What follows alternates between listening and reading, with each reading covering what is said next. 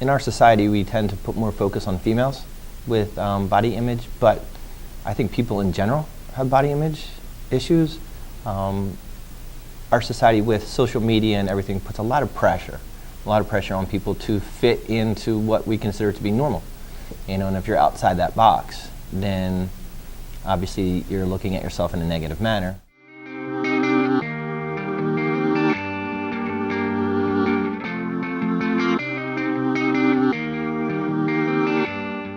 For male body image, especially, definitely in high school, it's been a big issue that I've definitely seen and that I've experienced personally, just from, you know, talking with people and, you know, going through 4 years of high school. It's definitely like a big issue that a lot of kids are struggling with.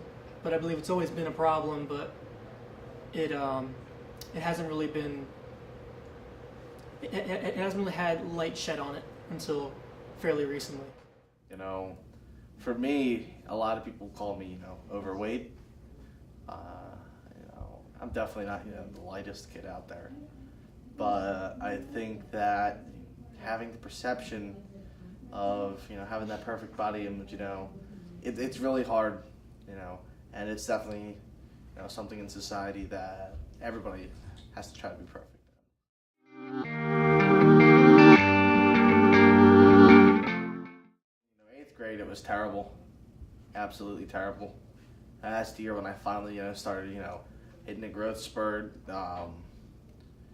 I finally started getting more muscle, but the problem with that more muscle is it started growing in, you know, along with the fat, and I actually gained like 30 pounds during 8th grade year. And I think about, you know, spring of 8th grade year, it was terrible because, you know, I started being called up when I was in gym class, you know, I'd say it was an earthquake or a tsunami, or, you know, it was terrible for me. But I think that's definitely something that I've struggled with in my own life, and what probably a lot of my classmates have too. So, you know, from my personal experiences, I have had to wrestle at a weight class 20 pounds heavier than me.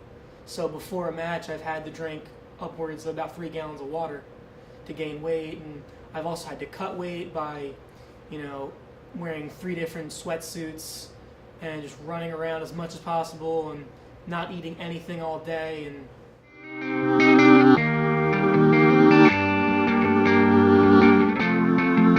I can name one instance that actually happened about, yeah, last year. I was pitching in a baseball game for my team, not the school, and, you know, coming off the mound, you know, I'm in the middle of a no-hitter, and, you know, I'm out there and I'm working my best, and you know, this girl from Upper Moreland comes up to me. She says, you know, nice job, but I think you need to lose a little something. Then she walked away. Next inning, I go out there. I gave up a triple on the first pitch because I couldn't concentrate. And I said, Coach, I'm done. And I took myself out of the game, took myself out for about a week.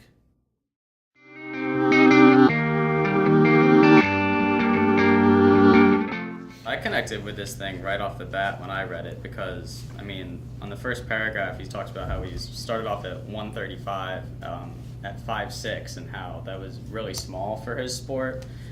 And coming into high school and trying to play first base as a kid who was 5'5" and might have weighed, I don't know, 120 soaking wet, that was kind of a struggle for me, just to try to get a little bigger so I could maybe try to play the sport. But I always kind of started at a disadvantage from the other kids on the team just because I was way smaller than they were.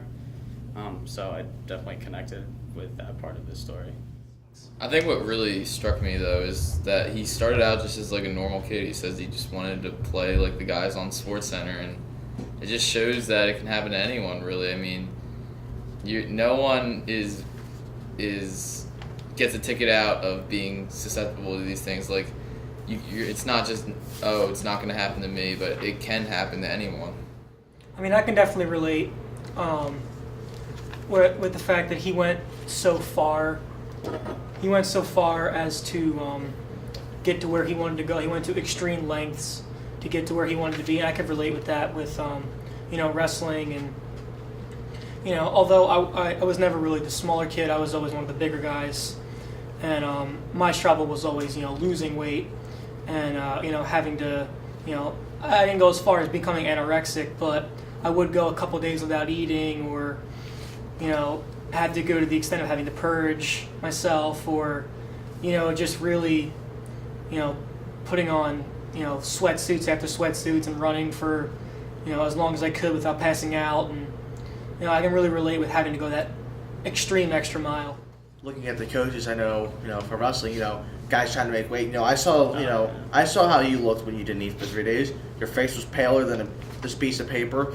You know, your eyes were sunken in. You looked terrible. And then, you know what? Didn't you get sick afterwards? You know, There is that pressure though from high school sports. Like it's really competitive, and I mean it takes a lot to be playing on varsity or getting playing time, but there is that competitiveness to these sports, and it can cause people to go mad. they go on a yes with that one. I mean, look at me. You know, I'm a big guy. Flat out. I'm a big guy. I'm a big guy. I'm not gonna say. Yeah, I'm a big guy. You know what I'm saying. But I mean, you know, I am more of, you know, of a heavyset guy. You hear discussions in class. It's like they'll be talking about somebody, and then it's like, how tall is that guy? Oh, yeah, he's like 5'6". It's like, you know, they're like disappointed. I don't know. It's like for some reason, a tall guy seems more attractive.